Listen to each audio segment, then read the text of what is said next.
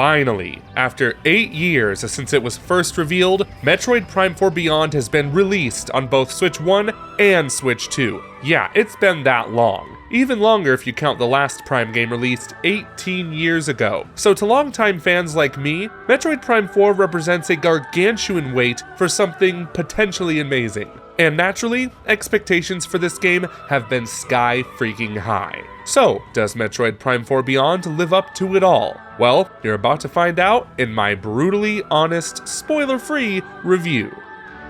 The game begins with intergalactic bounty hunter Samus Aran defending a Galactic Federation research base from a space pirate assault led by her arch-rival Sylux. He mistakenly activates an artifact the Federation was studying, which transported her to an unknown planet called Vuros. Here she learns about the planet's former denizens, the Lemorn, and how she's the chosen one of an ancient prophecy that sees her carrying the Lemorn's legacy to another world. She'll have to collect 5 keys to use the Master Teleporter and get off the planet. And in typical Metroid fashion, she'll explore different areas to get them all. Thus, a new Metroid Prime adventure officially begins. I cannot express how it feels to play a game you've been waiting so long for. The last time I felt this much euphoric joy was with Breath of the Wild back in 2017. Although the wait for that game wasn't nearly as long as Prime 4's, so this felt much more special. It certainly helps that the first area you explore in Vuros is Fury Green, a vast landscape brimming with life on every rock, tree trunk, and pond, accompanied by the most beautiful background music that felt both new and familiar. It felt like the developers at Retro Studios were warmly welcoming me back into their Prime universe that I've greatly missed for almost 2 decades. Even though I still have my fair share of problems with this game, I'm happy to report that this immense satisfaction stayed with me throughout the rest of my 11-hour playthrough.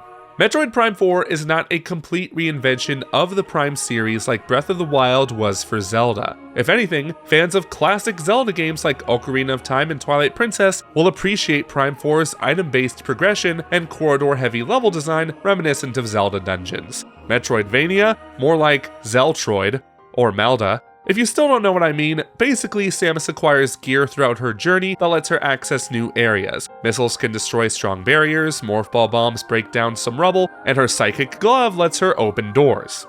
And a few other things. Samus's new powers on Vuros are her psychic abilities that let her interact with things unseen by the naked eye, like controlling psychic motes, remotely navigating a psychic projectile, and making floating platforms and grapple nodes appear out of thin air, in predetermined locations of course. This is done through the Psychic Visor, which doubles as the Scan Visor, so you can scan away to your heart's content. Yeah, most of my gameplay footage is just me scanning things. This was a nightmare to edit, thank you for asking. But seriously, you can't have a Prime game without the Scan Visor, as it gives you information about the planet's flora and fauna, and it translates written lore entries to tell the story of what happened on Vuros. Before I knew what Prime 4 even looked like, I was worried the Scan Visor would get cut so as to not slow down the game's pacing, but I'm so glad it's here, as it's just integral to the Metroid Prime experience. My only complaint is that some creatures are annoyingly fast and hard to scan at first, like the Dartwings, but thankfully these scans aren't missable like the bosses, so you can just come back to them later when they're sleeping upside down.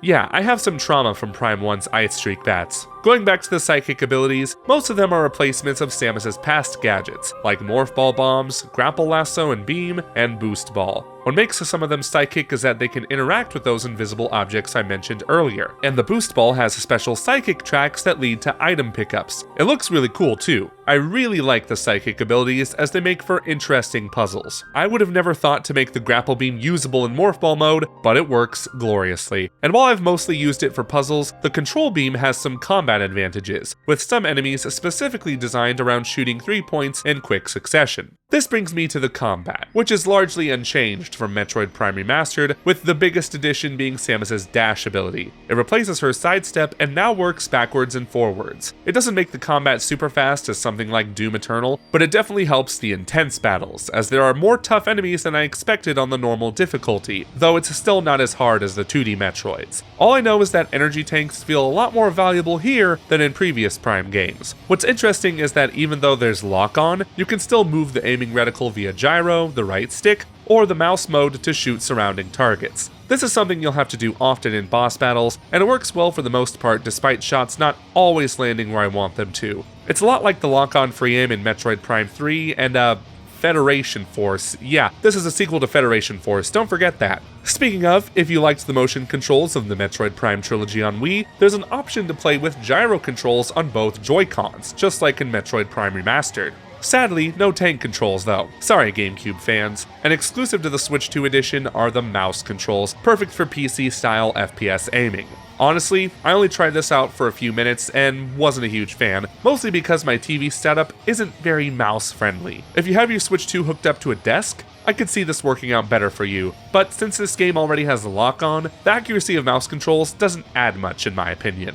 Another Switch 2 exclusive feature are the graphics options. Quality at 4K 60fps, and performance at 1080p 120fps. I spent my playthrough with quality mode simply because my capture card doesn't support 120fps, but I just recently turned on performance mode, and I fear I can never look back. Once you see a game run at 120fps, it suddenly looks choppy once you switch it back to 60, so I know I'm going to spend my next playthrough in performance mode. Of course, you can only choose this mode docked if you have a 120Hz TV, but it also looks nice in handheld mode despite the lower 720p resolution. No matter which graphics option you choose, Metroid Prime 4 Beyond is a visual stunner. Undoubtedly the best looking Switch 2 game yet, being a natural evolution of the stylized realism the series is known for, and it's greatly enhanced by a soundtrack composed by Prime series veterans Kenji Yamamoto and Minako Homano. There are some great tracks here that sound reminiscent of previous Prime games, while also doing something new with electric guitars sprinkled in there. This was a great relief for me after Metroid Dread's disappointing music.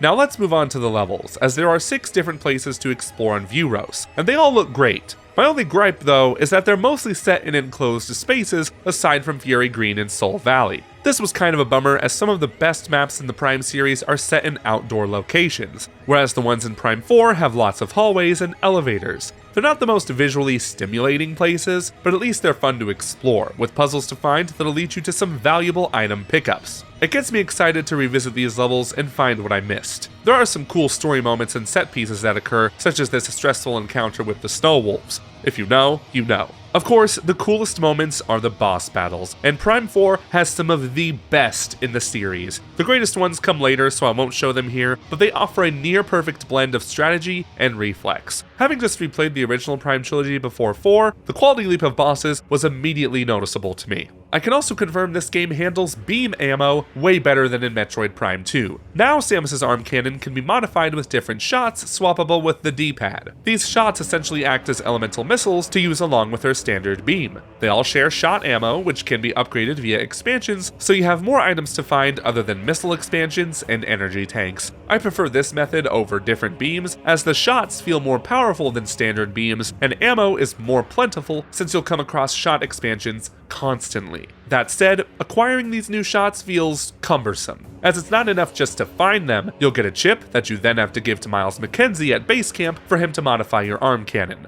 Oh yeah, now it's time to talk about the Galactic Federation troopers. These are soldiers that also got warped to planet Viewros, and they will assist Samus in combat and finding the teleporter keys. Given that Metroid has historically been a series about isolation, it's understandable why some people find the presence of these Galactic Feds a bit bothersome. As for me, I think they're fine. They add a lot more dialogue to the game, sure, but not nearly as much as in Metroid Prime 3. And they provide some great world building, like one of the troopers worshipping a god named Solon. That's really interesting to me. I also love the banter between Duke and Armstrong, as Armstrong is a mega fan of Samus Aran, and Duke tries to calm her down. Look!